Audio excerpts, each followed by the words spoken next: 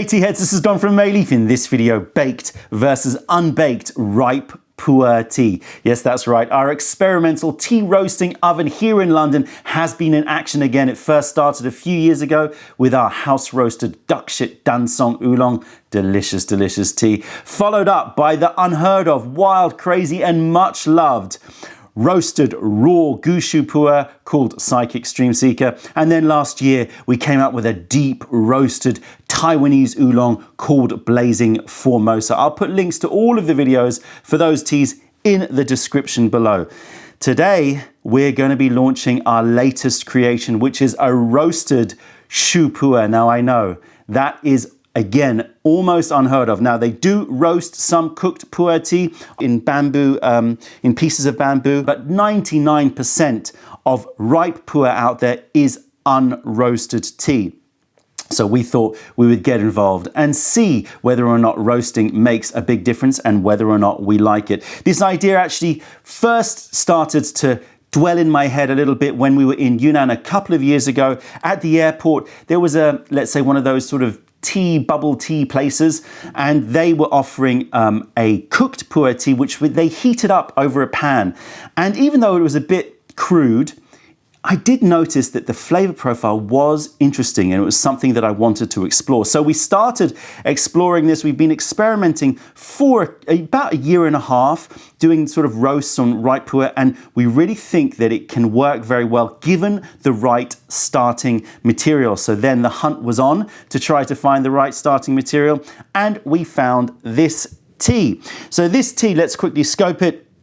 Season is spring 2012. The cultivar is the Dayejong variety. The origin is Hekai in the Bulang Mountains in Yunnan, an area which we love because it tends to have a little bit more of those creamy notes, which is what we want to accentuate in the roast. Picking and processing is going to be sort of young leaves, and the elevation is around 1,200 meters. So we tasted lots of Shu PuErh, lots of cooked, ripened, fermented tea. If you don't know what ripened tea is or Shu PuErh, I'll put a link in the description below and you can check that out. But essentially, this is fermented PuErh tea.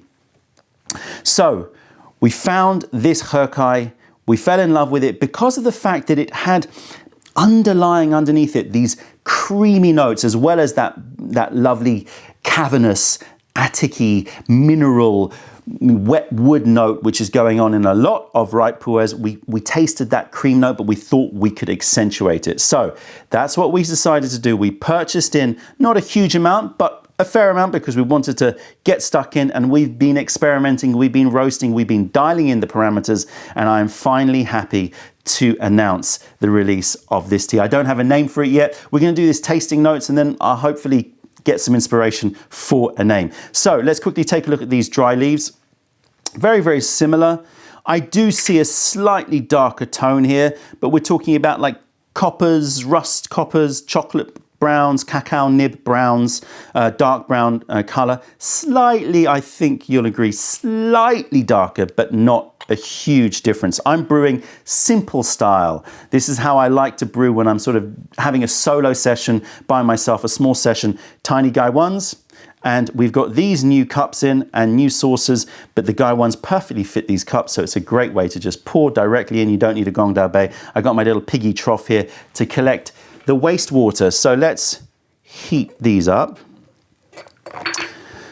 So for all of you who are saying, but it's a fermented tea, when you roast it, you're going to deactivate the microbial action in those tea leaves. I would just simply say, what do you think happens when you pour boiling water over those leaves? I don't think that makes a difference. I don't know, obviously, how this affects the sort of balance of compounds in the tea, but it certainly makes a difference, and you will certainly notice it when you taste it. Right, let's get our noses into the dry leaf. This is, of course, the unbaked tea. Slight savory note, slight yeastiness. Yeah, like bread, which is just starting to prove. That blooming yeasty bready note, which is again another reason why we picked it. We wanted to bring out those baked bread notes. Slightly salty, mineral, and a little touch of that wodoy, a little bit like seaweed. You know those seaweed chips you get, seaweed crisps, those thin, brittle pieces of seaweed that you can snack on. It has a little bit of that savory seaweed note. Right, let's dive into the roasted. Totally, totally different. That bread is now cooked, right? Now I'm getting fresh out of the oven baguettes. Oh, yeah, fresh out of the oven baguettes. A little bit of malted cream. And that seaweedy note, which was in this one here, has been transformed. It's totally disappeared. It's like it's gone into a sort of salted, buttery, yeah, like an umami salted buttery note. And there's a little bit of cocoa, a little bit of toasted cereal, like cocoa dusted cereal, you know, those puffs. No brand names, but I just said it. But yeah, so, you know, that is just in there as well. Mouth watering. Let's give these a rinse. Quick rinse for the unroasted. This is a lovely way to brew tea. You don't always have to break out the full set. Obviously it helps if you have a towel like this to pick up any spillages, because if you're anything like me, you will spill a little bit. I'm not exactly the most refined brewer, as I'm sure you figured out. Right, nose wet leaf. Oh, immediately warmer. I'm getting the wet woods, Attic-y, cavernous, cellar-like quality, but it's warm as well. I'm getting hazelnuts, like a hazelnut puree, maybe even like a hazelnut latte.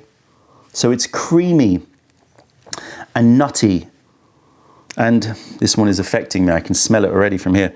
A little bit of fruitiness, like a little bit of dried fruits, maybe like dried dates, Attic wood, but a wetter wood, and creamy, slightly nutty notes. But the smell just coming out of this little crack in the Gaiwan is quite incredible. Whoa, whoa. So I'm getting a toasted, dark toasted bread with fruit.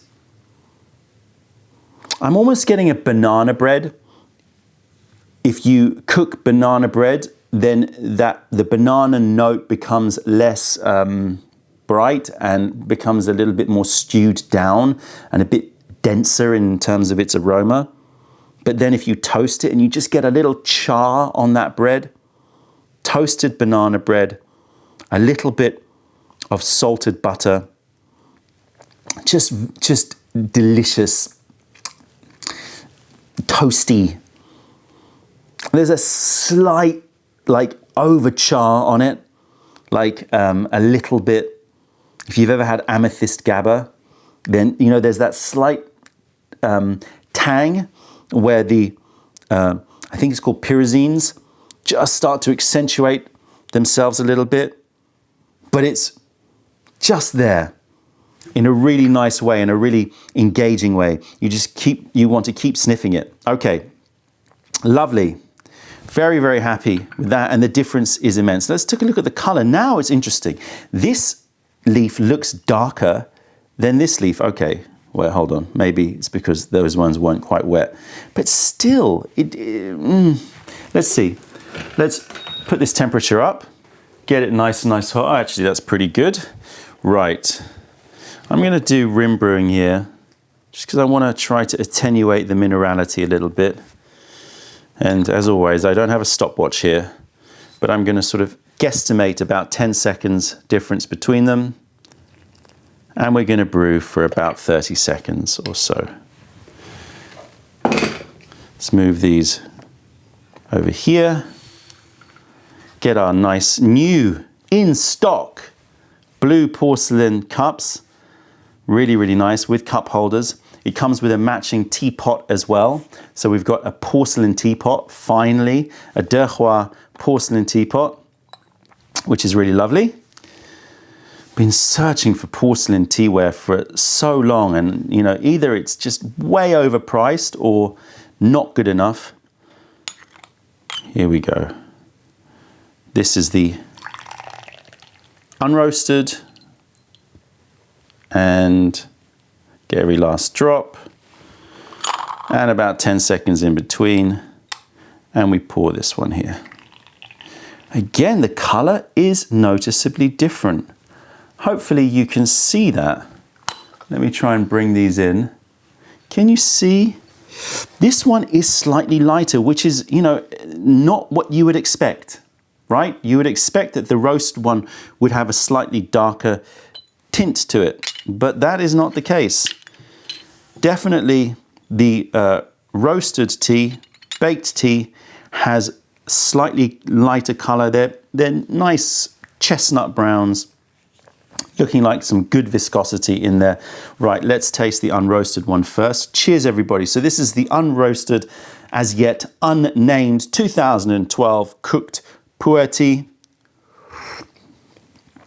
Texture is light to medium. And taste is just starting to open up. I'm hit with some minerality, attenuated because of the fact that I did indirect brewing here, but it's there, like a slight rockiness.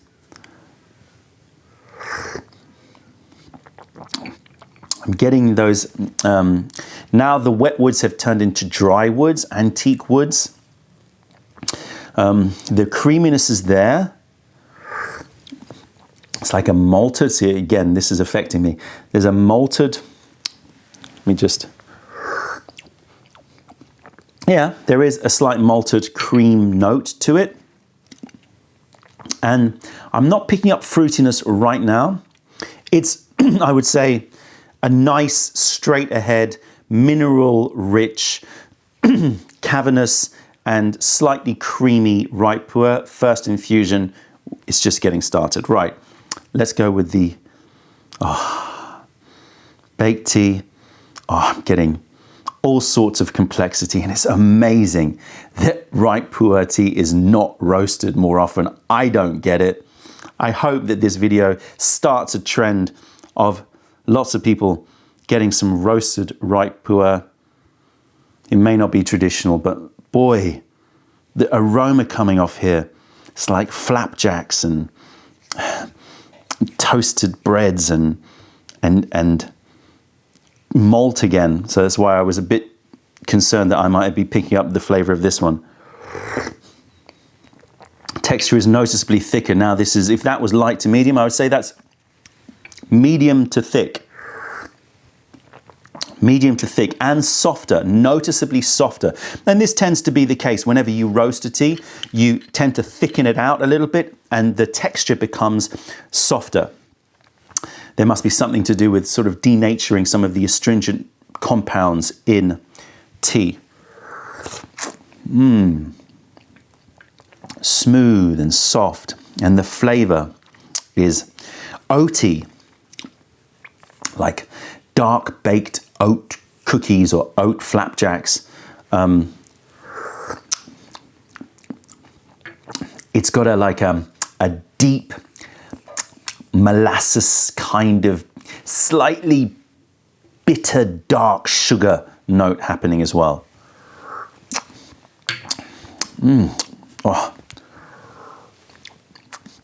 So much cleaner, more bright, more cleansing. So if you're looking for that ripe PuErh effect that we all love, which is that very cleansing, bracing, helps you with your digestion, especially after a rich, fatty meal, then that would be the one to go for. But if you're looking for something that's a little bit more luxurious, soft, silky, and a little bit more deep, honeyed complexity in the taste, then I would point your attention to this candidate here, or potentially any other roasted pu'er tea if you find them out there. I have not found any.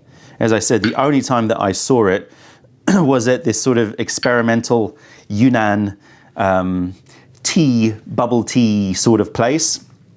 And it did perk up my attention, because as soon as I tasted it, I could tell, okay, this is not exactly what I would want, and they combined it with milk, but I could taste there was this, you know how you have ripe pu'er teas that have that creamy note, that fudgy note, and suddenly they were brought up to the surface a lot more, rather than you having to search for them as much. We all know that the searching for flavour is one of the joys of tea, so I'm not taking away from that, but sometimes you want something a little bit more front and centre. It might be a tea that helps others get into ripe pu'er. They can sort of pick up those flavour notes in the tea more easily. But it is different. It's very, very different. If you had placed these two teas in front of me, I would not have known that they were the same leaf material. All right, back in, second infusion, always a winner. Yeah. So I'm getting a slight figgy note coming through. Those antique woods are now opening up, giving me more of a slight sort of resinous, incensey quality. Wow, this is a potent aroma coming from here. Just very cavernous and rocky and minerally and woody, and slight herbaceous piquancy to it. Yeah, that slight Chinese medicine piquancy, but it's very, very much riding underneath the surface of all of those mineral, woody, and resinous notes. Okay, this little one here. Sweeter. Oh, that's really opened up. Soft, silky, slightly oily on my tongue. I'm getting like a savory, salted caramel note to it. So that addictive quality of salt and caramel together. I'm still getting those oat, not so much flapjacks, you know, oat cakes. So really straight ahead oat note, almost like you've drizzled salted caramel over oat cakes. The herbal note in here is sort of transformed, and I'm getting a little bit more of a spiced, like baked spices. Not so much cinnamon, but like a little bit like speculoos biscuits. Malted milk or malted cream.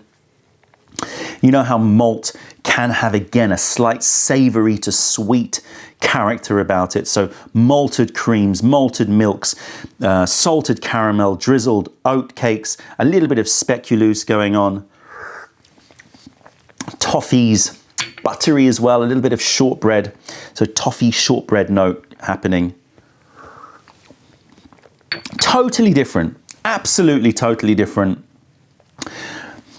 Just cleansing, awakening, mineral, slight dried fruit, and then this is just deep, comforting, toasty, dessert-like. Really, really huge difference. Now, of course, we went through many different parameters of brewing, of baking. Trade secret. I'm not going to reveal the final parameters that we came up with. It took us many, many goes, as always, but we're getting better at this house roasting. We start to know the sort of boundaries, but we like to test it because you never know what you're going to get. Okay, let's have a sniff of these empty cups. Charred woods. I'm getting a roast here. the nuts that we were talking about before are coming through. Less hazelnuts, maybe like a little bit roasted peanuts. Roasted peanuts, charred wood, very, very nice. And this one here, ooh, sweeter, much sweeter. Still got a dark char to it, but it's like a dark baked biscuit, shortbread, toffee. So we've moved away from caramel, gone a bit darker. We've gone further in, more concentrated. Yeah, toffee and shortbread. Yeah, I'm tempted to say a brand name. You can imagine toffee on shortbread with a little bit of chocolate, more dark chocolate than milk chocolate. You know what I'm talking about. Oh, oh. Yum, yum, yum, yum, yum.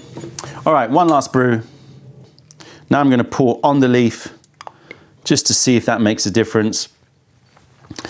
It's going to be hard to work out body sensation with this, especially because I'm mixing the two together, but it's probably going to be very similar to other ripe pu'erhs.